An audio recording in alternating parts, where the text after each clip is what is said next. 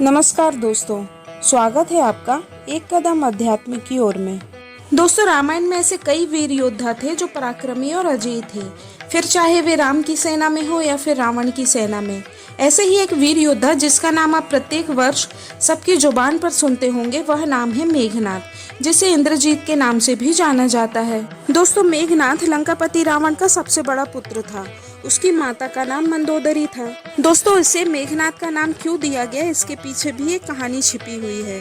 ऐसा बताया जाता है कि जब मेघनाद का जन्म हुआ तब उसके रोने की आवाज एक साधारण बालक की तरह नहीं बल्कि बादल के गड़गड़ाहट की तरह सुनाई पड़ती थी, जिसकी वजह से उस बालक का नाम मेघनाद रखा गया। मेघनाद रावण का बड़ा पुत्र होने के साथ साथ लंका का युवराज भी था, जिसे रावण बेहद प्यार करता था। रावण जितना बड़ा महान योद्धा, विद्वान और ज्योतिष का ज्ञाता था, उससे भी कहीं ज्यादा गुणवान, महान योद्धा और ज्ञानी वह अपने बेटे मेघनाद को बनाना चाहता था। रावण बहुत बड़ा ज्योतिष का ज्ञाता था। वह अपने पुत्र को अजर अमर बनाना चाहता था। मेघनाद के पैदा होने से पहले ही रावण को अपने पुत्र से इतना ज्यादा मोह हो गया कि उसने ग्रहों की चाल को भी बदलने की कोशिश कर डाली। उसने कुंडली के हिसाब से सभी देवताओं को पुत्र जन्म के समय 11वें घर में विराजमान रहने के लिए कहा, परंतु भगवान तो अपनी माया अपने अनुसार ही रचते हैं। इसलिए शनिदेव ने रावण की आज्ञा का उल्लंघन किया और सारे ग्रहों से अलग 12वें घर में जाकर बैठ गए, क्योंकि वह नहीं चाहते थे कि मेघनाद अजर अमर हो जाए। एक बार स्वर्ग पर अपना आधिपत्य जमाने के लिए जब रावण ने स्वर्ग के देवताओं पर आक्रमण कर दिया, तब उस समय मेघनाद भी उस युद्ध में रावण के साथ सम्मिलित था। एक जगह जब रावण पर इंद्र ने प्रहार करना चाहा तो मेघनाद अपने पिता को बचाने के लिए आगे आया और उसने एक ही बार में इंद्र और इंद्र के वाहन ऐरावत पर हमला कर दिया। उसे वहां पर सभी देवताओं के साथ साथ इंद्र को भी उस युद्ध में हरा दिया। इसके बाद मेघनाद को इंद्रजीत की उपाधि से संबोधित किया गया। मेघनाद जब स्वर्ग से निकलने लगा तो उसने इंद्र को भी अपने साथ ले लिया और अपने रथ पर बैठाकर लंका में ले आया। जब ब्रह्मा जी ने देखा तो उन्होंने मेघनाद से कहा कि वह इंद्र को मुक्त कर दे, परंतु इंद्रजीत इस बात को मानने के लिए राजी नहीं था। ब्रह्मा जी ने कहा कि तुम यदि इंद्र को छोड़ देते हो तो मैं इसके बदले तुम्हें एक वरदान देने का वचन देता हूँ। मेघनाद ने ब्रह्मा जी के उस वचन का फायदा उठाते हुए उनसे अमरता का वरदान प्रदान करने के लिए कहा। तब ब्रह्मा जी ने मेघनाद को समझाया और कहा कि अमर होना इस प्रकृति में किसी भी जीव के लिए संभव नहीं है, क्योंकि यह तो प्रकृति के ही खिलाफ है।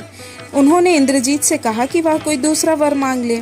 इंद्रजीत अपनी बात पर अड़ा रहा। तब ब्रह्मा जी ने इंद्रजीत से कहा कि वह अपनी कुल देवी निकुंभला का यज्ञ करेगा और वह यज्ञ जब संपूर्ण हो जाएगा तब उसे एक ऐसा रथ प्राप्त होगा जिस पर बैठकर वह किसी भी शत्रु के सामने युद्ध में पराजित नहीं हो पाएगा और ना ही उसकी मृत्यु होगी। परंतु ब्रह्मा जी ने इंद्रजीत को यह कहते हुए भी सावधान किया कि केवल एक ही व्यक्ति इस पृथ्वी पर ऐसा होगा जो मेघनाद का अंत कर पाएगा। केवल वही व्यक्ति मेघनाद का अंत कर सकता है जो 12 वर्ष तक सोया ना हो। इसी वरदान के कारण केवल लक्ष्मण जी ही ऐसे थे जो इंद्रजीत को मृत्यु के घाट उतार सकते थे, क्योंकि वह वनवास के दौरान लगातार 14 वर्षों तक नहीं सोए थे। ऐसा कहा जाता है कि मेघनाद के पास ब्रह्मा, विष्णु और महेश तीनों के द्वारा प्रदान की गई अलग अलग प्रकार की शक्तियां थीं, जिनके नाम क्रमशः ब्रह्मास्त्र, नारायणास्त्र और पशुपतास्त्र हैं। इनके अलावा उसके पास कई प्रकार की सम्मोहन और मायावी शक्तियां भी थी। इन सभी शस्त्रों के कारण वह बहुत ही ज्यादा शक्तिशाली हो गया था। रामायण युद्ध के समय मेघनाद और लक्ष्मण जी का भयंकर युद्ध हुआ। मेघनाद ने अपने शक्ति बाण से लक्ष्मण जी को मूर्छित कर दिया। तब लक्ष्मण के प्राण को बचाने के लिए हनुमान जी लंका से सुषेण वैद्य को उठा लाए। वैद्य ने हनुमान जी को उपाय बताते हुए संजीवनी बूटी लाने के लिए कहा। उस संजीवनी बूटी से ही लक्ष्मण जी की मूर्छा टूटी। मेघनाद और लक्ष्मण जी का युद्ध विकराल होता जा रहा था। कभी लक्ष्मण जी भारी पड़ते थे तो कभी मेघनाद भारी पड़ता था। मेघनाद युद्ध में अपनी शक्तियों का भरपूर उपयोग कर रहा था। उसने राम और लक्ष्मण दोनों के एक साथ खत्म करने के इरादे से उन दोनों को नागपाश में बांध दी। दोनों भाई मूर्छित होकर जमीन पर गिर गए। हनुमान जी ने जब दोनों को देखा तो वे तुरंत बैकुंठ गए और वहां से गरुण जी को लेकर आए। गरुण देव ने आकर राम और लक्ष्मण जी को नागपाश से मुक्ति दिलाई। तब उनकी मूर्छा भंग हुई। मेघनाद लक्ष्मण जी के सामने कमजोर पड़ रहा था। उसे उस रथ की आवश्यकता थी जो ब्रह्मा जी ने वरदान स्वरूप उसे दिया था कि जब तुम देवी निकुंभला का यज्ञ करोगे तो तुम्हें यह अजेय रथ मिलेगा जिससे कोई भी तुम्हें हरा नहीं पाएगा।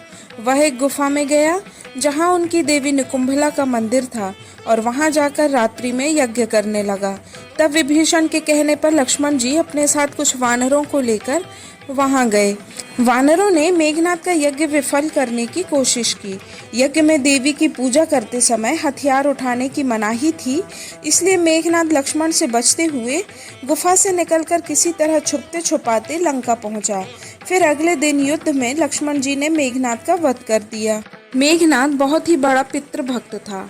उसे यह पता था कि राम स्वयं भगवान है, फिर भी उसने पिता का साथ नहीं छोड़ा। जब उसकी माँ मंदोदरी ने उसे समझाकर कहा कि इंसान मुक्ति की तरफ अकेले ही जाता है, तब उसने कहा कि पिता को ठुकराकर अगर मुझे मोक्ष या स्वर्ग भी मिलेगा तो मैं उसे ग्रहण नहीं करूँगा। इस तरह मेघनाथ ने अपने पिता की तरह अधर्म और पाप का ही साथ दिया।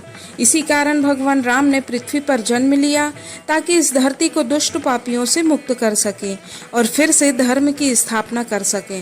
दोस्तों, आशा है आपको वीडियो पसंद आई होगी। कृपया कमेंट करके बताएं। इसे लाइक, शेयर और सब्सक्राइब जरूर करें। धन्यवाद। जय श्री राम।